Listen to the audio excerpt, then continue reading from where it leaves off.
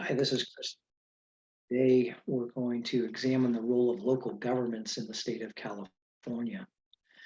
There are 58 counties, currently 482 cities, and over 3,000 special districts, from vector control agencies to local air districts and transportation authorities.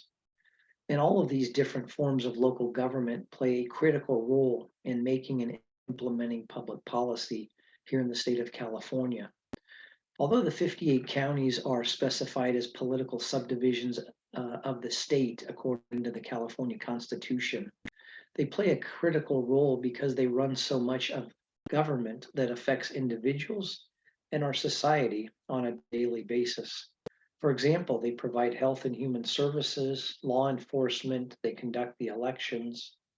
Local governments in the state not only implement the state laws, but also they have rulemaking authority themselves by adopting county or city ordinances that govern conduct in their respective jurisdictions. Examples of some of these municipal ordinances could include regulating parking, allowing or disallowing the sale of cannabis. State laws are critical, obviously, but those local ordinances cannot be ignored. There are even local political and election laws, such as those in major cities, Los Angeles, San Jose, among others, that require registration and disclosure for lobbyists who operate in those local jurisdictions. There are also local election laws that maybe cap total contributions to an individual candidate to a mere $250. So, regardless of the activity in which you're engaged, individuals and businesses have to be aware to check not only relevant state laws, but also any applicable local ordinances to ensure that you're complying with all the laws that impact your conduct, your business, etc. Now, pursuant to Article 2, Section 6 of the California Constitution, elections for county, city, school, and judicial offices are officially nonpartisan, and so political party affiliations are not included on local election ballots.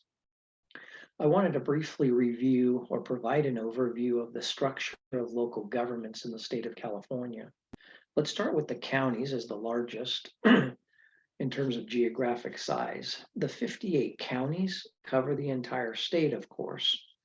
And as I mentioned at the outset, they're deemed political subdivisions of the state under the California Constitution. But again, they provide numerous services on behalf of the state: law enforcement, property assessment, elections, etc. They're also authorized to have taxing and police powers. There are 13 charter counties. The remaining counties are general law counties. They're generally governed by 5-member elected boards of supervisors, except San Francisco, which has an 11-member board, as it's both a city and a county. Almost all county supervisors are elected by district, except in a few counties. They in turn utilize executives to manage the county's day-to-day functions. The main executive of a county is the chief administrative officer, the CAO. In all counties, the district attorneys and sheriffs are elected countywide, and most counties also elect their treasurers and some their county assessors. Turning to cities, there are over 480 cities that provide a wide range of municipal services such as police, fire, parks, libraries. The city government is headed by an elected or appointed mayor, to whom department heads are generally responsible. A city council usually appoints a city manager to oversee the city's services. The cities, over 480 again in California, are either charter cities or general law cities. The general law cities have their powers set forth in the California Government Code, while the charter cities have more powers, and their cities are governed by, naturally, charters, which can only be changed by a vote of the electorate. The incorporated cities throughout the state have the power of taxation and law enforcement with some limitations, as well as things like zoning, parks and recreational activities, and other municipal services. The next main entity of local government in the state are school districts. And school districts, as you might expect, oversee public education in the state. They are governed independently from the cities and counties. You know, there are more than 1,100 school districts throughout the state of California, and they're generally overseen by an elected county board of education and an appointed superintendent of schools. These districts are governed by an elected school board. There are elementary school districts, there are high school districts, unified districts, and community college districts throughout the state of California. The next main entity are special districts.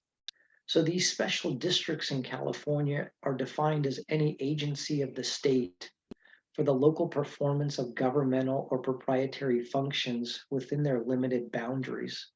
And these special districts provide specified services within a specifically defined geographic area. They're most often what we call single purpose districts without any police powers. It's estimated that there are some 3,000 special districts throughout the state. Now, among these special districts are independent districts, which means they have an elected board, or so-called dependent districts, meaning that they're governed by the city or the county that created that particular special district.